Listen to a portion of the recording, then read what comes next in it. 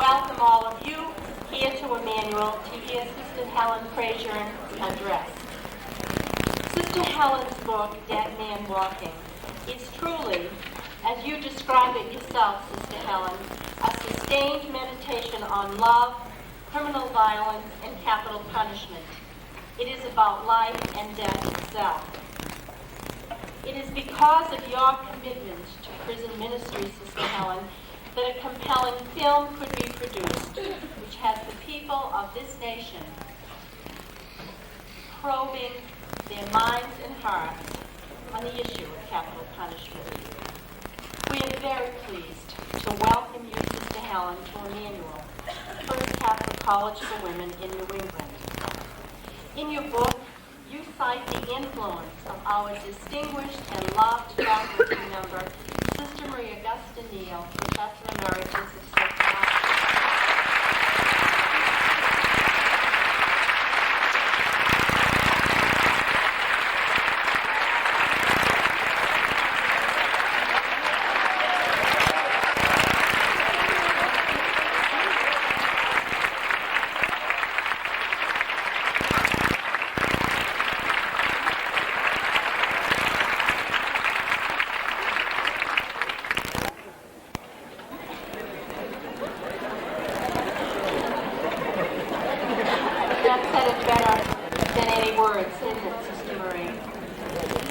In the course of Sister Maria Augusta's career at Emmanuel, she compiled what was then the largest privately held data set in the United States, which was housed on this campus. It was the collection and analysis of that data survey from 169,000 sisters that led Sister Maria Augusta to speak to orders around the country, and which led Sister Helen Prejean in her order in 1980 to invite Sister Marie to speak. Many of us on this campus remember well not only the efforts of Sister Marie in collecting data for her survey, but remember that it was a community effort, as so many hands assisted Sister Marie, usually in the late hours of the evening, and I can attest to that personally. So it was truly an all-out community effort under her determined and excellent leadership. And it is that leadership which has moved so many of our students and so many of our graduates and so many sisters around the country to examine and probe over and over questions about their own life and ministry. It is now my pleasure to introduce Sister Mary Johnson, Associate Professor of Sociology and Religious Studies and a student of Sister Maria Augusta, to introduce formally Sister Helen Prejean.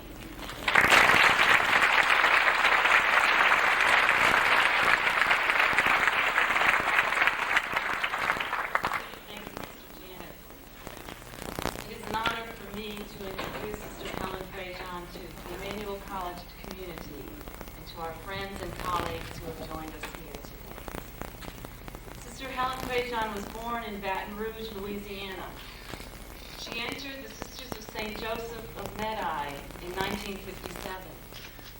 She graduated from St. Mary's Dominican College in New Orleans, and she received a master's degree in religious education from St. Paul's University in Ottawa.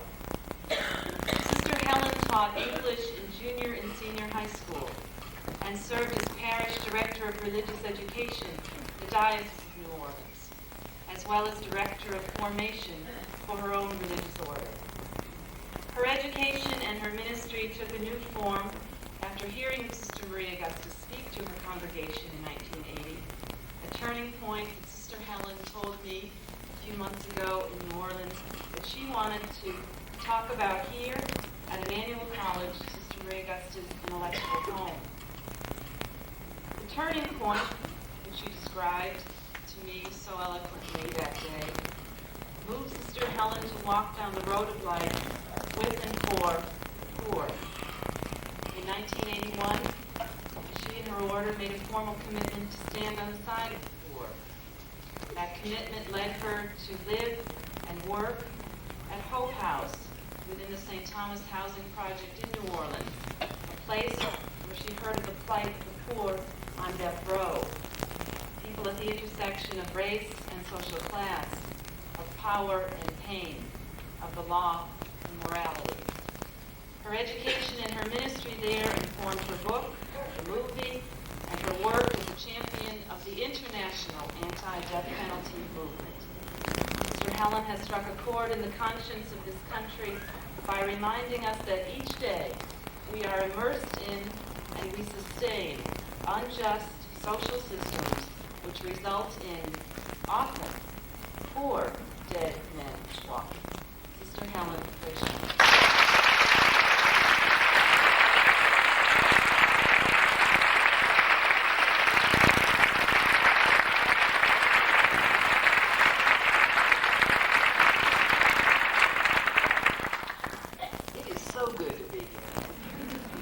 So good to be here in the presence of this woman, Sister Maria Augusta Neal.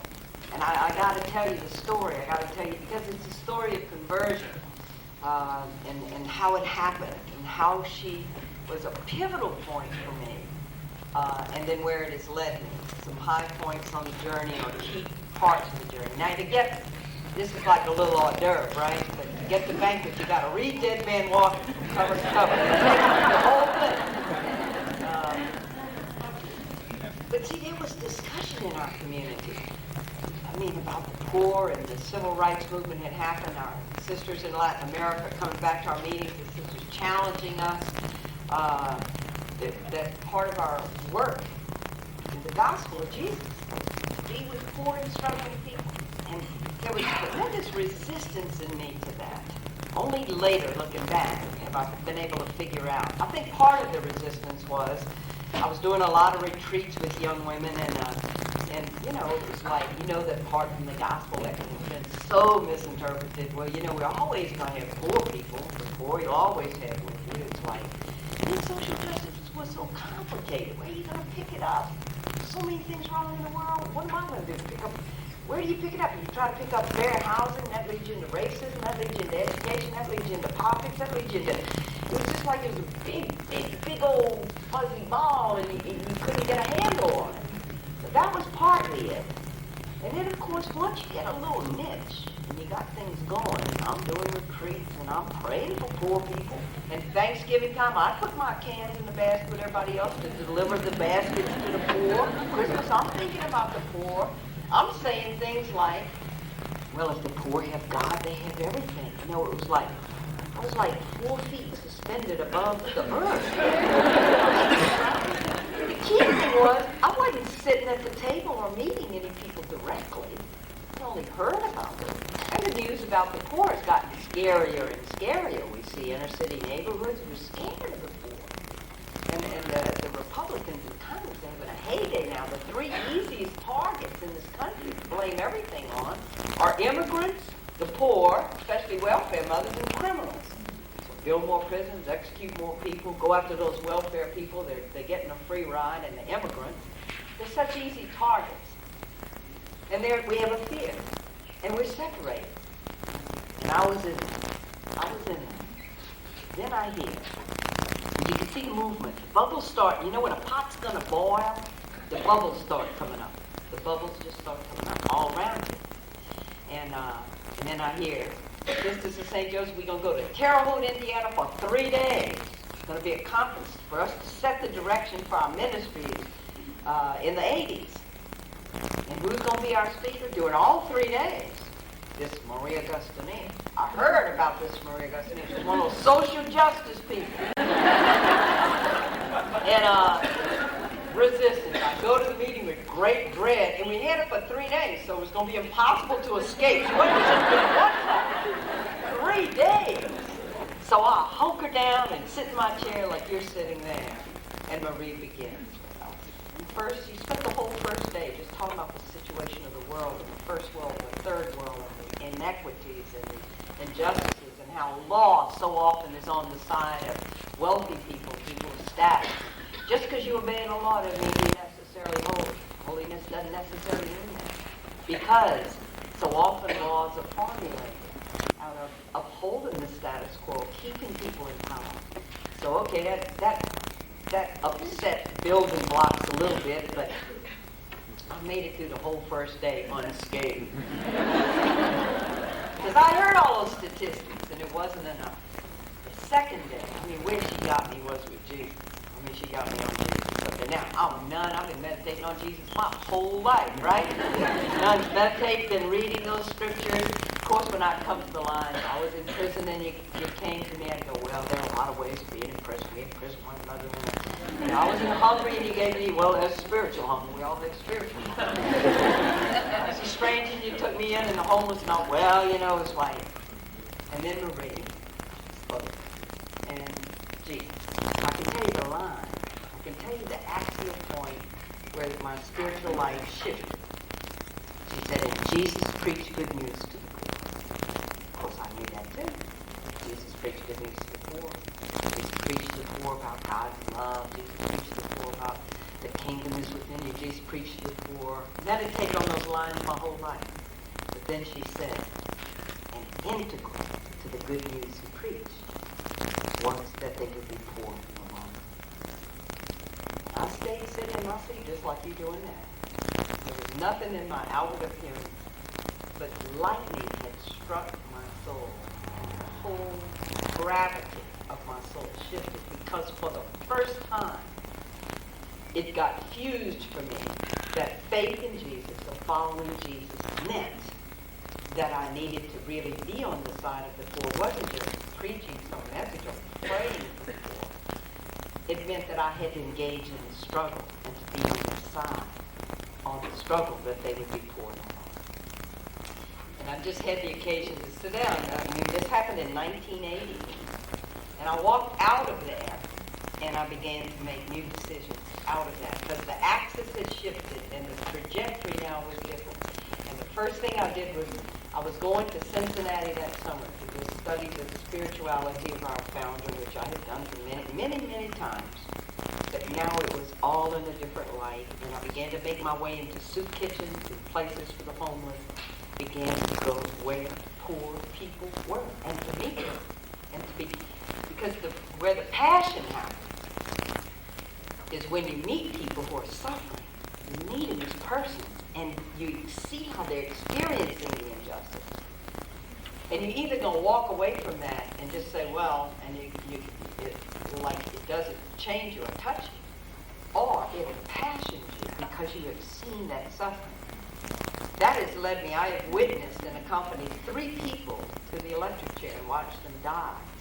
So I have seen the face of the death penalty, and been with murder victims' families as well. I have seen the face. I know the face. And part of what allows us to do the death penalty is that we turn a switch because somewhere we make an assumption they're really not human the way we are. And so we can do these things.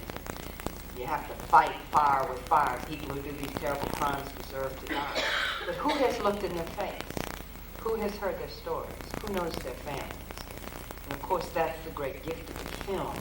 Film allows people vicariously through film to come close to this and see the face of it.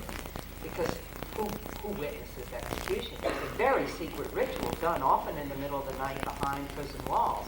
And so in abstractions and in stereotypes and putting labels on people, we can do anything to them. But to the real people. And so my journey, I mean, it was like my life was going like this, and after this conversion experience, and of course I was building toward it. You know, when you have great agitation, when the waters are all troubled and agitating around, I was agitating in that seat, something terrible while I went through that whole first day while Maria Augusta was speaking and all. Agitation is a sign that something's about to happen.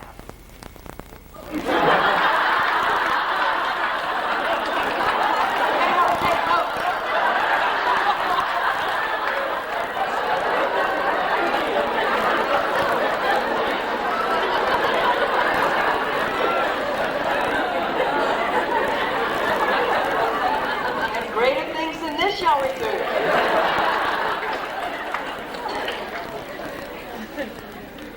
But you know, the importance of getting the ideas straight is important. All the scholarship, all those long, lonely hours of Maria Augusta Neal digging and making connections and studying and writing and researching. You need the scholarship, you need the knowledge. And the knowledge has to hook up with the passion. And then when those two things are combined, we begin to make our way. God gives us a little pen light. It's not this big searchlight. And so straight out of that talk in Terre Haute and Maria Augusta Neal, I made my way back to New Orleans, where I had been living since 1957, but out in the suburbs, and the St. Thomas Project had been there all along, and I had never stepped foot into this poor inner city neighborhood. You can live in a city, and you can live in the different countries within that city. And more what we're doing in this country, by the flight out to the suburbs and so forth, we have become afraid of the poor. We do not venture in. It took me all those years, but it was the enlightenment inside that finally took the longest journey of all. It was just a few miles by bus, but to the St. Thomas Housing Projects. Began to work there as a volunteer the rest of 1980. Then June 1981, moved in with other sisters who were already living there, and began a whole new formation in my spiritual life by living among people who were poor and dispossessed. I had never seen police brutality before. I mean, my image of policemen is that they help people. And if ever I was in trouble, I wouldn't hesitate to go to a policeman. But watching how they treated the young black men, noticing that when people were killed in the St. Thomas Project, the newspaper, the Times-Picayune, you were lucky if you could find 5 lines on page 30. But when other people were killed, when white people were killed, it was always on the front page. Or a tourist in the French Quarter, when they're killed, front page. Professor, front page. Policeman, front page. Kenny Singleton, killed in St. Thomas, the first person who was killed when I was there. A few lines. And of course, this is one of the things you begin to discover when you look at the death penalty close up. There's great rhetoric about the death penalty from politicians about why we need it and all the support, supposedly, that people have for it. But then when you go to apply that, in fact, it's who you kill that's the driving force. There has to be rage over the death of victims for the DA's office to do a vigorous prosecution of the case, and especially to even pursue the ultimate punishment. When a homeless person gets killed, who is outraged over their death? When young kids in the inner city are killed, who's outraged over their death? Some deaths we accept as, well, that's what those people do to each other. But when if a student from Emmanuel gets killed, because you have status in society simply by who you are, really by who you are. So you begin to see how this functions. We have 3,000 people on death row. And you look and see who finally ends up there? Virtually only poor people. And overwhelmingly people who have killed white people go to death row. Then there are other factors too. It depends on where the crime was, where it was done. Was it done in one of the 38 states that has a death penalty, or was it done in one that doesn't have a death penalty? And no matter how heinous and terrible the crime is, or how many people were killed, or even in the states that have the death penalty, like in Louisiana. One DA's office vigorously goes for the death penalty, and he puts notches in his belt every time he gets one, like the Catholic DA of New Orleans, Harry Connick Sr. His son is Harry Connick Jr., the little music guy. This is his father. Catholic, and uses his religion and his Catholic faith to uphold the death penalty. Catholic Church always has upheld the death penalty. Got a letter from Archbishop Hammond to bring into trials, to read at trials, saying in this archdiocese, this archbishop says it's perfectly fine if Catholics want to support the death penalty. And I begin to see how religion gets used. And the way people quote the scriptures. I've been on a lot of these radio talk shows now, of all kinds. And when people come over with their call, as the Lord says in Scripture, I hang on for the ride because I know it's going to be the most selective process in the world is quoting Scripture. Because what happens is we make up our minds about what we think, and then you go to page 5, skip over to page 500, go to page 800. select out all the quotes where God agrees with us, right? And of course, the whole Hebrew Testament during the time of the Mosaic Code, when they don't have institutions, they don't have prisons, where you had an alternative to a harsh penal code. You take people out and stone them for adultery, or a hand for a hand, an eye for an eye, a tooth for a tooth. And actually, that scripture passage is a containment. It's only a life for life, only a hand for hand. Because when because they had no institutions to contain violence, if somebody did violence to somebody in a village, they'd go wipe out the whole village. And if you read that in Exodus carefully, it says only one life for one life.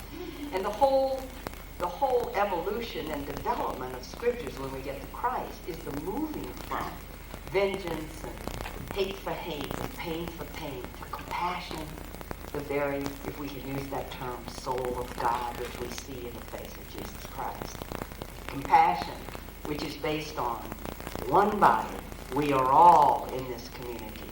There is no one in the community that we can say, you are not human like we are, and we can terminate you. Being close to people executed, going through that process, you discover it's the opposite of baptism. Because baptism is the drawing into the community, making people a part of the community. You are one of us. The death penalty says, you are disposable human waste. And through the whole ritual and process of execution, and the guards are trained in it, so they can do their part. The warden meets with them before the execution, the strap-down team. The prison psychiatrist meets with them, and sometimes the chaplain meets with them. And says, look, you're only doing your job. So that you had a guard who whispered to Tim Baldwin shortly before he was executed, Tim, you got to understand, okay, this is nothing personal. Just doing my job. The way we distance ourselves from one another, that I'm not really killing a human being. We have a very interesting situation in Louisiana now because the warden, Burl Cain, B-U-R-L, Burl, bet you never heard that name before in your life. And Cain, here he is, Cain, the first person to commit murder in the scriptures, and God puts a mark on Cain and said, don't hurt Cain. I mean, it's actually a very, very interesting story. But it's very conflicted on the death penalty because he's the first trigger. I mean, we just killed Antonio James the night of March 1st, and here's Burl Cain in there with him. Deeply Christian man, very involved in his church. He's holding the hand of Antonio and talking to him before he dies, looking into his eyes. But it is the warden's head that is the first trigger to the execution, to inject a lethal injection that will stop Antonio James's heart and implode his lungs and kill him. And the warden is saying to me, of course, the movie was shot at Angola. There were tremendous discussions going on. Susan Sarandon, Tim Robbins, all the people on the set doing the film right there at the prison. And the very first day when we started shooting, there was an execution that night.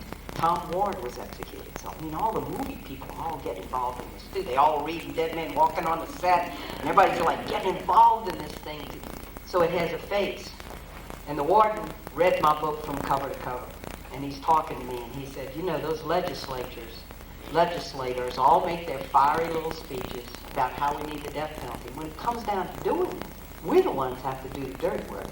We're the ones who are hired by them to do their killing for them, and they're home asleep in their beds. And it's the 12 of us, the strap-down team, the warden, who then take a man from a cell and bring him and kill him. We're getting back to the journey, going into the place where the poor dwell and experiencing life on the underside of history with them. The first thing it did for me was bring me in touch with the privilege of my life. I had an excellent education. The Sisters of St. Joseph taught me in high school. I learned public speaking, which I use today. I learned to write, which I use today. They were excellent teachers, like you getting here. You're getting an excellent education. And here I am with people in the Adult Learning Center who dropped out in 10th grade, 11th grade. You can make it through the public school system in New Orleans to the 11th grade, and here were people reading at a 3rd grade level. In the private schools, we would never tolerate that. But the public schools are places of great neglect, and we actually have a 2-class system operative in New Orleans, and as Jonathan Kozol has shown in his book Savage Equality, across this country, the poor go to public school. People with resources go to private school. And you almost have to say, see, New Orleans is a tourist industry, and they want people to work in the hotels as maids. And so it's almost like, not that people sat around a little table and did a little conspiracy of, we don't want our public schools to be too good, right? If people get too educated, they're not going to be the maids in the hotels, right? And almost like we will allow the public schools because we actually need these people in the service industries in our city. Almost as if it's an unconscious design that the public schools can be allowed to be so poor, because it doesn't really, what we really want and need economically in this city is people to serve certain roles. Right around the corner from where I was working at Hope House, when you see the film opens at Hope House. Susan Sarandon walks right there. Had to shoot that scene 14 times with the kids in the neighborhood, because invariably they just about had the scene, a little kid would come up on the camera and grin.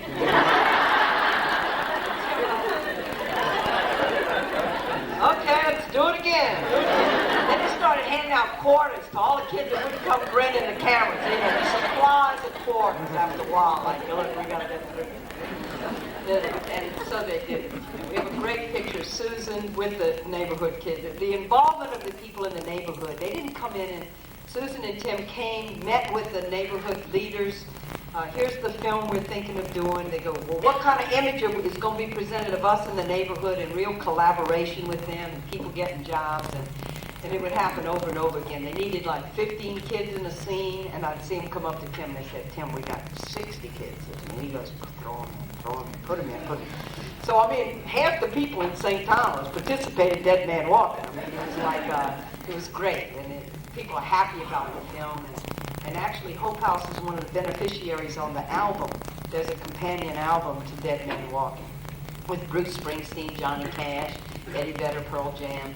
And so Hope House is getting some direct financial help from it as well. So here I am. And by now the media has asked me so often, Sister, it's a little unusual, you know, a nun on death row. It's like, how'd you get involved in this? And the answer is simple and direct. And I say, because I got involved with the poor. And there is a straight greased rail between being poor in Louisiana and going to prison and going on death row. And around the corner from where I was working at the Adult Learning Center was the Louisiana Prison Coalition office. And it was a casual conversation. Hey, Sister Helen, you want to be a pen pal with somebody on death row? The film got it right. It's very casual. And I go, yeah, sure. I'm always saying sure. Because I think, well, I can write letters to somebody. I can write letters. That's all I thought I'd be doing. So I write to this man, Patrick Sonia. He writes back. I write. He writes back. And then it unfolded from there. He had nobody to come and see him. And of course, now I'm reading the Gospels in a whole new way. The Gospels, some lines are coming out to me like neon flashing lights. Here's the Gospel that says, I was in prison and he came to me. It was so clear about, I had the car, I had the resources. If I'm on visit, he's sure isn't going to come see me. I said, I'm going to come and see you. Oh, God, the excitement. You know, we have 5,000 men at the prison. These are the long-term prisoners in Angola. Still called Angola, because it's made up of, it's 18,000-acre prison, made up of 3 former plantations where slaves from Angola worked. The popular name in Louisiana, everybody calls it Angola.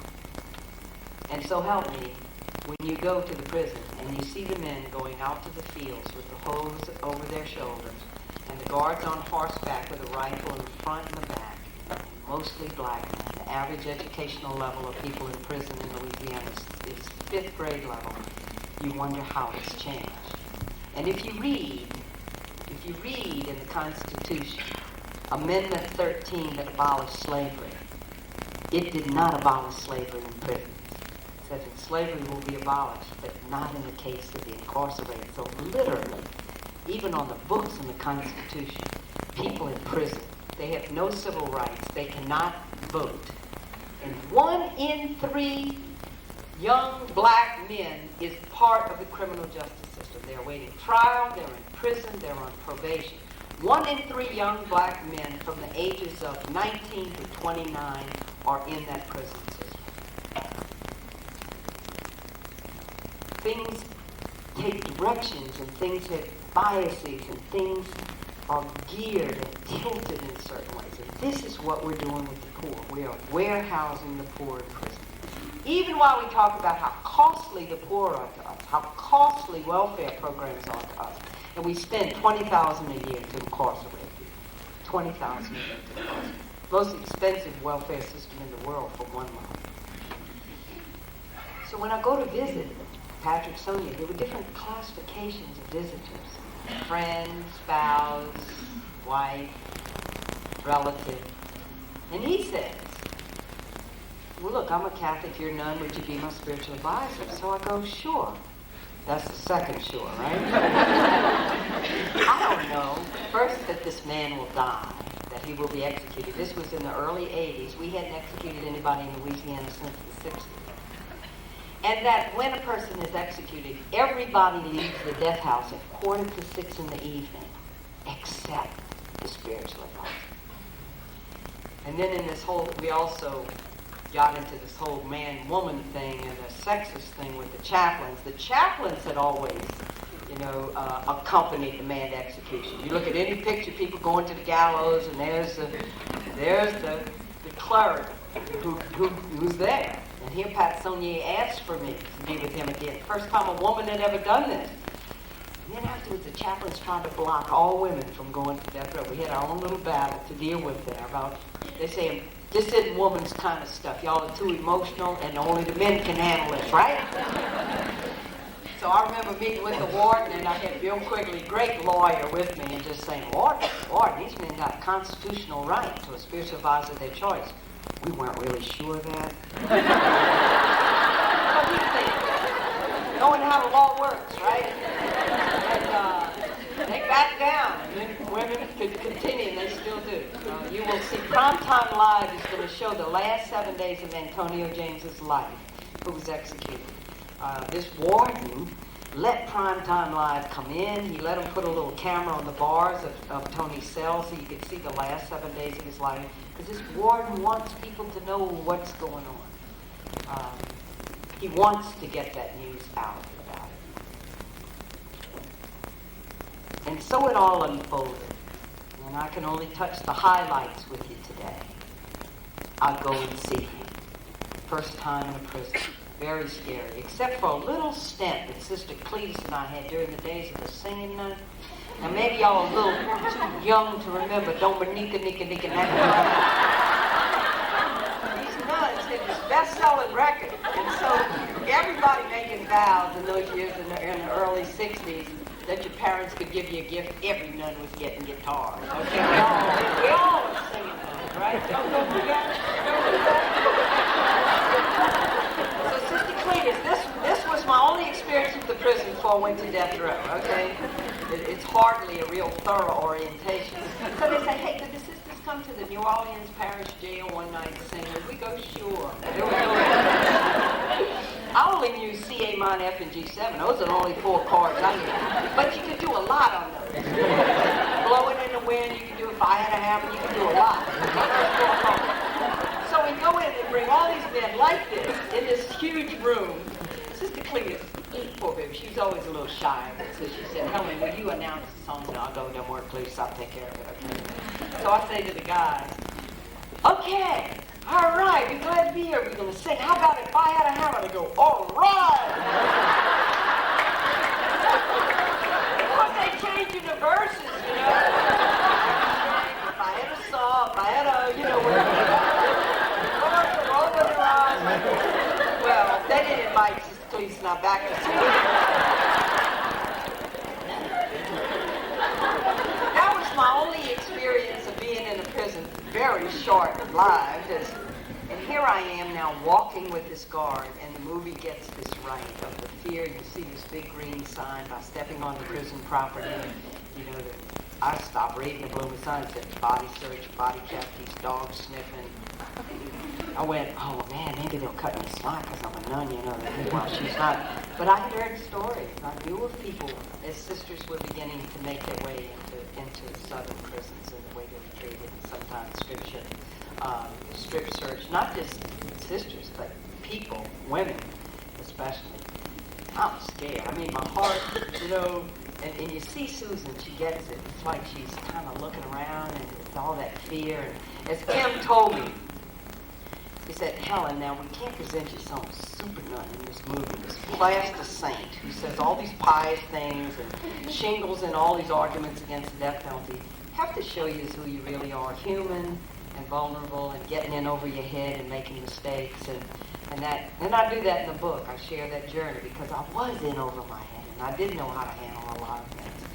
And I go and visit this man, Patrick, and I go back and visit him. I find out he's on death row. His brother got life. I don't know yet what the crime is. And I don't think it's my place to ask him to confess to me the worst thing he ever did in his life. That if he ever trusts me enough, that he'll tell me that. I'm there to accompany him, to be sister to him, and to bring and to receive Christ from him. But I also didn't want to be naive. So after I'd been visiting him, I went to the Prison Coalition office to get background on the case and to find out for myself what had happened. And that introduced me into the whole undercurrent of the stream of pain involved in crimes like this where people are killed. I opened up the newspaper of the Daily Iberian and looked upon the face of two young people like the age of many of you sitting in here. Loretta Borg, 17 years old. David LeBlanc, 18 years old. And, you see their pictures on the front page of the paper and they're in a little prom outfit, he's in his tuxedo, and you figure, well, they got some kind of award. And then the terrible headlines and the big, dark letters. Teenagers found murdered near sugar cane field in St. Martin. And then to read the terrible deed of, there's a picture of Patrick Saunier. There's a picture of his brother Eddie. Not the smiling face I saw behind the bars when I went to visit him. Not the grateful face I saw. Not the face all cleaned and hair combed and sister, thank you for coming to see me. Not the one who wrote the letter that would write on the outside of the envelope, sister, Jesus loves you and so do I. But the scowling face of someone who had participated in the most obscene, terrible murder that you can imagine. The death of two young, innocent, budding lives in a terrible murder that was so senseless, so brutal, so cruel. And of course, any decent human being in face of this kind of evil feels the outrage welling up. And it is one of the things, of course, that fuels the death penalty. Anybody who does this kind of crime does not deserve to live.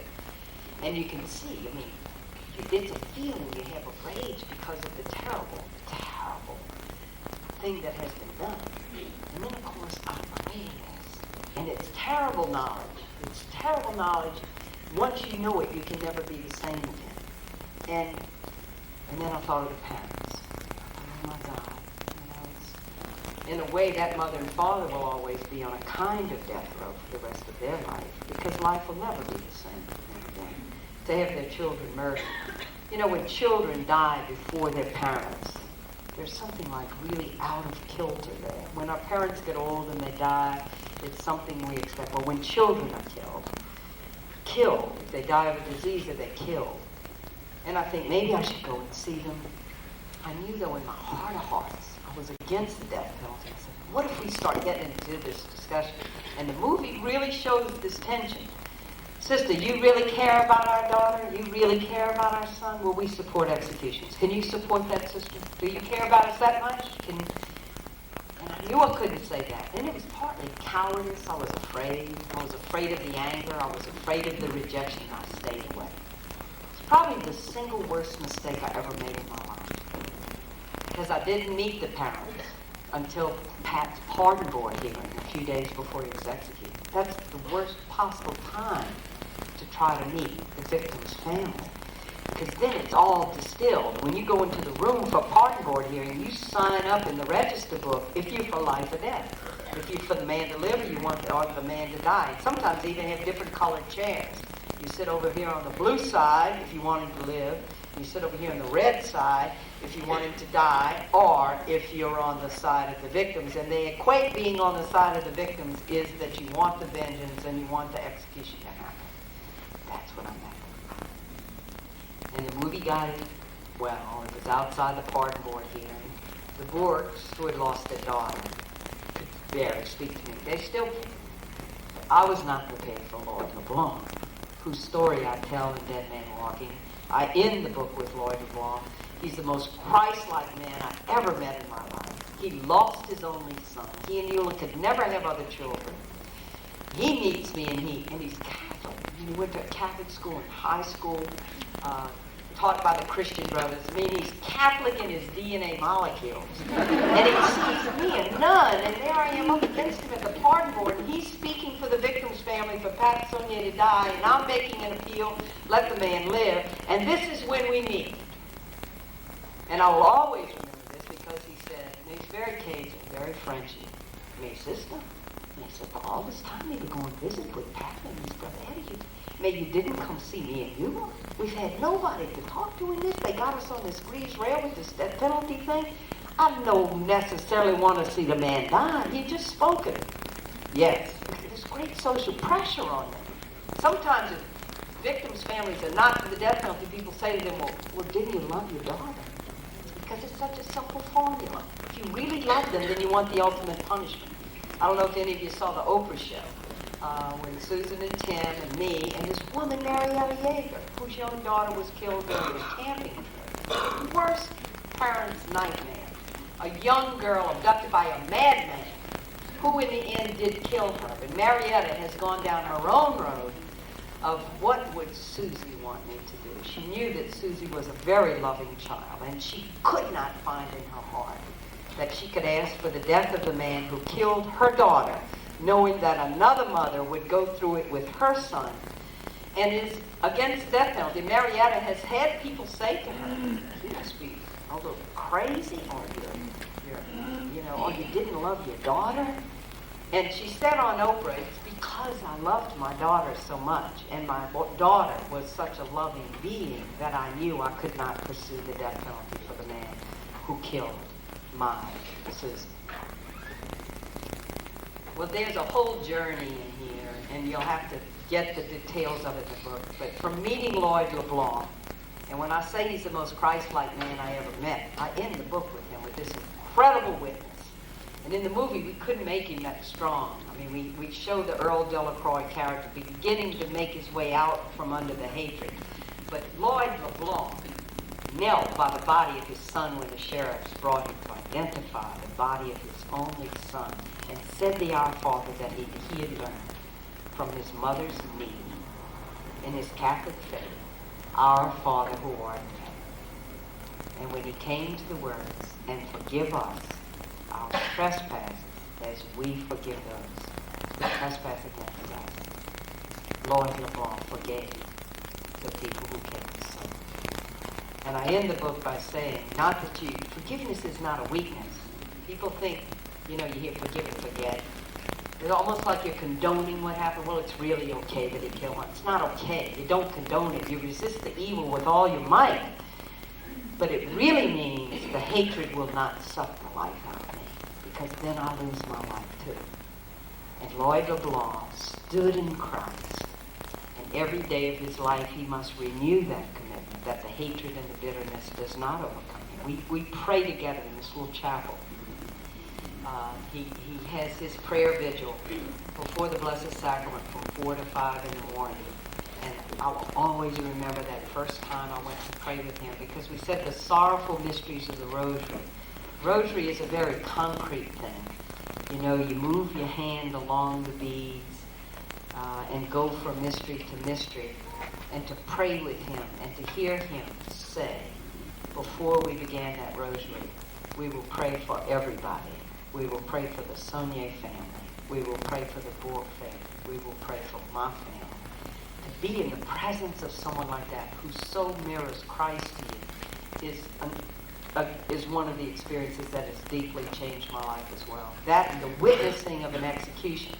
All these have been like baptisms. Maria Augusta Neal was a baptism. Being with Lloyd LeBlanc has been a baptism. witnessing an execution has been announced. That blows on the coals, the simmering coals of our souls and lights them into a flame and into a passion so that you know you can never be the same and that you must begin to act out of what you know and what you've experienced, to take action for justice and to change things and to help things. Tim sandwiched this line in the film. I said, Tim, I don't think anybody's going to hear this line in the film, but he loved this quote from St. Basil. Annunciations are frequent, but incarnations are rare. And we get many, many, many annunciations, but the incarnation is up to us. You know that God has no hands but ours, or eyes but ours, or faces of compassion but ours. We are truly the hands of Christ. And if we do not extend the hand is not extended. It is, we truly are that incarnation. Be with Lord, and of course that forever changes something for me. So I begin to make my way over to the murder victims' families and accompany them. And that's brought out in the book. It's brought out in the film. The biggest shock I got from murder victims' families was how abandoned they are by people after such a tragedy, because people don't know how to talk to them about their pain, and they leave them alone. You know, one woman said, I try to talk about my daughter and people change the subject, but they just stay away from us. I understood that. I had done that. You know, I was part of that. In our culture, we're not real good at dealing with death, pain. We avoid it, and if it doesn't have an instant, if you can't take a pill for it or an instant kind of solution, you tend to avoid it all. And that shocked me. People from their churches staying away. Like one woman said, after the funeral, nobody comes over. I don't have any people to talk to about this, because one of their needs is to talk about the terrible thing that happened in all of its terrible detail. And most people like, oh, Mary, don't you think you should be past that by now? They can't deal with it. We can't deal with it. And there's great need. To me, there are two arms on the cross. And if Jesus were on earth today, of course he is in us. One side of the cross is to embrace the perpetrator, saying, you are my son, you are more than the worst thing you have ever done in your life. And that death row inmates are sons and daughters of God as well. And to embrace the victims. The two arms of the cross stand for that deep ambivalence, and there are two sides in everything. Look at abortion, look at any issue. The two sides, and how to have a stance of compassion in the presence of the suffering, in the presence of injustice, in the presence of the people suffering on both sides. Frontline, done by Ben Loderman, he mirrored Frontline on the movie, on the book, is to show both sides. And when we enter into debate, or when in persuasion, in making changes, we have to truly deal with both sides. We can't just give a one-sided view. And in our own intellectual pursuit of things, we must look at the issues on both sides, and then so that wisdom and the Spirit of God in us can finally help us you can come to decisions about things. You can take action in things. You don't have to stay in a confused muddle. The truth does set us free. Now, most of the time it makes us very uncomfortable, but the truth does set us free, and it's to pursue that truth. That was strong with Gandhi. That was strong with Martin Luther King. The people in our century have most embodied the principles of deep nonviolence, perhaps more than anyone, that are there for us to access, to feed off of as models and mentors, and people to teach us how to incarnate and how to do it. In the end, I was with Gandhi. I accompanied him, went to the death house with him. He was there 3 days before he died. And that accompaniment in death, in an imposed death. On one level, the death house is so confusing because it's polished tile floors, people following the protocol, the coffee pot percolating, people carrying on. I kept feeling like I was in a hospital. The only way I knew he would be killed, because it's not like you're visiting somebody in a hospital who's dying like of a disease and they're fading. He was so fully alive. And at midnight on the night of April the 5th, he would be so fully dead when they killed him. And it's impossible to get my mind around that. It's terrifying. In the movie, they show Susan going in that women's room, the only private place in the death room. And I remember the moment, going into that bathroom and holding my crucifix in my hand, putting my head against that tile wall saying, Jesus, God, please help us. Help me. I had never faced anything. I said, please don't let him fall apart. It was a selfish prayer. Please don't let him fall apart, because he was strong. The grace of God in a moment like that is so strong. The issue is so clear. Life or death, mercy or vengeance. So clear, crystal clear. And the strength of God wells up in us. It did in me. That moment in the bathroom was like, God, please help me. And there it was. Like a little circle of light and warmth and strength. Only in the present moment. One of the key things I've learned from being in the death house and awaiting death with people is to live in the present moment. A friend of mine called from California. She's going to accompany a man she's been visiting on death row for many years. And I just said, Peggy, live in the present moment at noontime, even though you know he dies at midnight. There's only this hour now, and to be fully present for us in this hour. Make this hour count. And now it's 1 o'clock, and now it's 2 o'clock. When the sun did set that day, I always remember as the darkness fell, because this was the hour of darkness. This was the hour. This was the night that he was to die. This is not to make a hero of him. It's not to say that what he and Eddie did is not the most despicable, heinous, unspeakable act. But when you're close to the state taking life, you see before your eyes that now, through this protocol, through this premeditation, through this plan, this human being will be taken from this room and brought over to the next and killed. And when you see it, you know. The head of the Department of Corrections in Louisiana said that he always has the phone ringing off the hook for an execution paper. People saying, I'll pull the switch, I'll pull the switch. Said it's funny, all the people who witnessed an execution never asked to come back. Because the anger and the rage over the crime is one thing, and then to watch a human being live. And I walked with him, just as Susan does in the movie, and I had said to him, look at me, look at my face. I will be the face of Christ for you. I was the only loving face in the room. I knew all the other people were there to see him die. I remember Mary at the foot of the cross. I remember the women at the foot of the cross. And I was absolutely strong. I just said, look at me. I will be there for you. And I was. And I walked with him.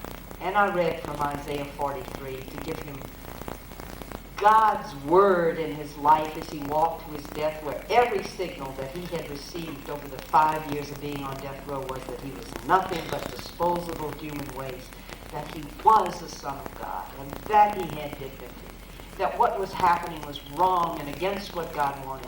And I was there to say that word to him. I have called you by your name, and you are mine. And if you walk through the sea, I will be with you. And through the fire, you will not be burned. If his ears could hear the words as we walked, but there was a calmness and there was a strength. And he had said, sister, just pray God holds up my legs. All the men I have accompanied to death have all said, pray that God holds up my legs. They didn't want to faint. They didn't want to be dragged. The last bit of dignity that you marshal is in your legs and in the walk. And then I was there with him. And he did find my face. And the last words on earth were to me, and they were words of love. He had asked forgiveness for what he had done, and he sat in the chair, and it was very quickly, all that strap-down team who's practiced, each guy knows what's his strap. I do the left leg, you do the right arm. Become very task-oriented. They practice for the moment, and they do it without a hitch. And then the last thing they do, though, is they put up a mask over his face protect the witnesses from seeing his face when the 1900 volts of electricity would hit his body. And I knew he couldn't see me anymore, but he knew that I was there. And then I heard as they pulled the switch and came. And I looked through that plexiglass at what had been a human being and seen that the state of Louisiana had shown that they could kill just as he and his brother had killed. But they had killed in a much more premeditated way, and they had legalized their killing, and they'd even tried to sanction their killing with quotes from God, that this is what we must do in our society. I guess, and the word I have to use, don't let it come to Massachusetts. I testified before your legislature last year. Every year a bill is introduced, prompted by Governor Well. He based part of his campaign on bringing the death penalty to Massachusetts. Don't let it happen in Massachusetts. And I remember coming to the end of my speech to the Judiciary Committee. And I really was sincere when I said to them, and I say to you, not in Massachusetts. I don't know. You expect more from Massachusetts or something. Maybe it's because you got, I don't know why. But it's like, you know, you have such a long history in your state, you know, of doing good things and people being educated and people being conscious, and that not in Massachusetts. The Massachusetts citizens against state killing is operative here. And make the Annunciation and Incarnation and get involved with that group. I'm sure they'd be very glad to come into, so that when that next hearing takes place and the pressure is on from politicians to get a death penalty so they can hold it up as their easy symbol, you'll be there. Your voice will be there. Your letter will be there. Not in Massachusetts. I know I probably blew my timeline bad, didn't I? Let me stop.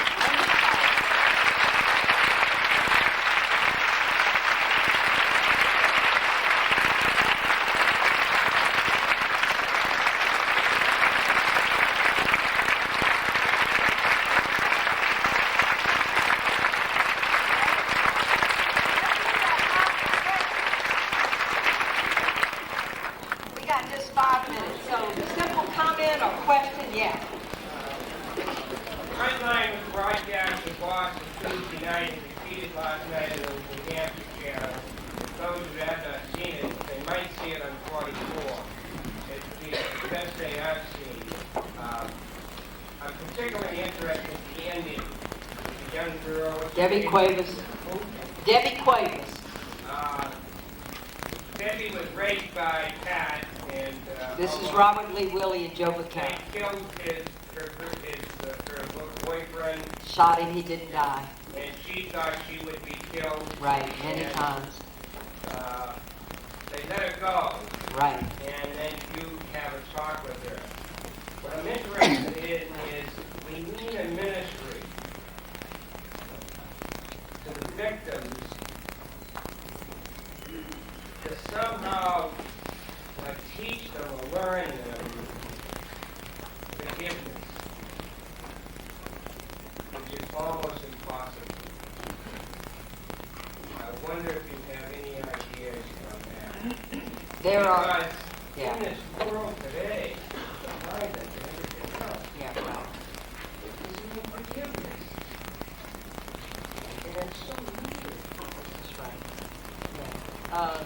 Because the formula of vengeance is such a simplistic formula, you know. What the state of Louisiana offers victims' families is they get to sit on the front row and watch the person die.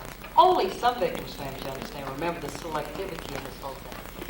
The road to forgiveness and healing of victims, first of all, needs to be with other people who have, like the Debbie Cuevases of the world, who have been through it and made it out alive. We founded this group in New Orleans called Survive. All people, mostly poor black women who have had people killed. They are the wounded healers who are the best ones who can accompany people. But you're right, we need this. We need every parish ought to have, and people know when somebody in that parish has been wounded by violence, even if they're not outright killed, but they've been hurt, they've been wounded by violence, to have a healing process. That's the present, one of the key presences where we need to be. And of course, to prevent it is, of course, we got to work on the soil. I mean, if any good horticulturalist goes into the orchard, you see a lot of apples falling off the tree. Sooner or later you go, I think I better look at my soil. We've got to be able to start dealing with some soil questions in our society of what is causing the violence and the roots of violence. But yes, you're right. Debbie comes to you. Yeah, Debbie's a little further along than the front line showed. You know, she said it was hard for her to picture in heaven that there could be in heaven Robert Lee Willie and Faith Hathaway, whom he did participate in killing, and herself. But she said to me afterwards, she said, but I know the direction to go in. She's read the book from cover to cover, and we've had many conversations. She said, I know the direction that Jesus is calling me in. So she's well on her way. Yes, sister. Sister, I would just like to congratulate you and Sarah and Jim Robbins for your representation of your society. I believe in the college. Can you believe it?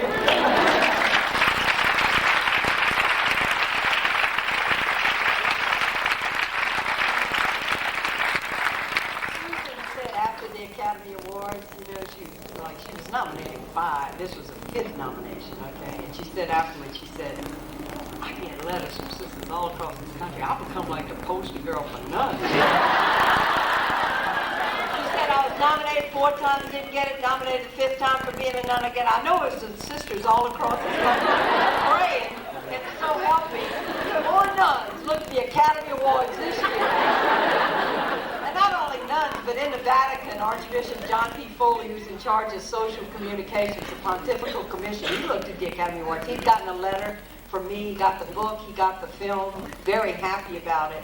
And I get this letter from him just saying what he liked about the Academy Awards, what he didn't. I go, oh, this kind of Vatican looking at the Academy Awards. All right. And I heard last week that the Pope has seen the film. We sent him the film. And so he got to see, I heard that he was impressed with it, that he was really taken with it. You know, he was in drama himself as a college student, so I'm sure he appreciated it.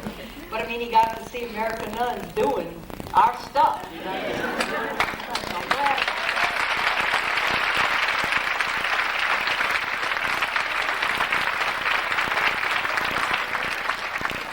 How we doing? One more question. Last one, so you got to be profound. Student. In the back.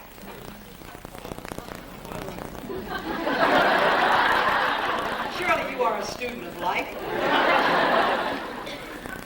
Okay, you said you are against the death penalty because you were there when they were trying to execute him or to kill him. I mean, were you there when he was killing the girl? No.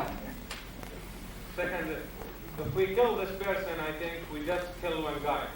But if we let him live, we kill many good people. Now, how do we kill many good people if we let him Because live? he's gonna do another crime. Because there is no Great that you punishment. asked that question. Thank you. He is not a plant. I didn't plan to get answer question. Listen, you're touching on something so important because the mentality, what we assume is, if we do not execute them, they will get out of prison and they will kill again, or they will be killing other people in the prison. So the only way to save other lives is to kill them. That's the argument, right? But what we have to know, first of all, state legislatures across this country over the last 10 years have tightened up sentencing for first-degree murder, that people are not leaving prison after a few years who are in prison for first-degree murder. The need for public safety is an important factor in this. And you need to know that people who are going into prison now convicted of first-degree murder either have life without parole or long-term mandatory sentences before they can even be considered for parole. So they're not out on the street. Now, do they kill other people in prison? This will shock you. And this is from the warden of the Louisiana State Penitentiary, which is a tough prison. He said to me one day, sister, do you know who makes our best trustees by and large? For which category of crime people are in here for? And I said, no, I didn't. And he said, people in for murder. Often murder happens. A person's life is in chaos, they're involved in situations, often there's drugs, alcohol, whatever. This is not to condone it, but it's just to note that violence comes out of a certain milieu where people don't think of consequences and they commit acts of violence.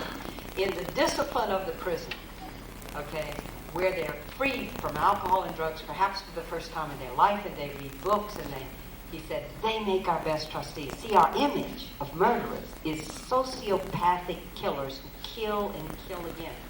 Somebody's doing a very interesting study. In the Furman decision of 1972, the U.S. Supreme Court overturned the death penalty because they said it was arbitrarily and capriciously applied, and everybody on death row in 72 was released from death row and began to serve in prison And a number of them have been released since, and they're doing the study to show how many of them killed again. And the number is very, very small. But it's still a large number, that's my point. Well, then you have to So say, you gotta determine that. okay, to be continued, maybe you can come in.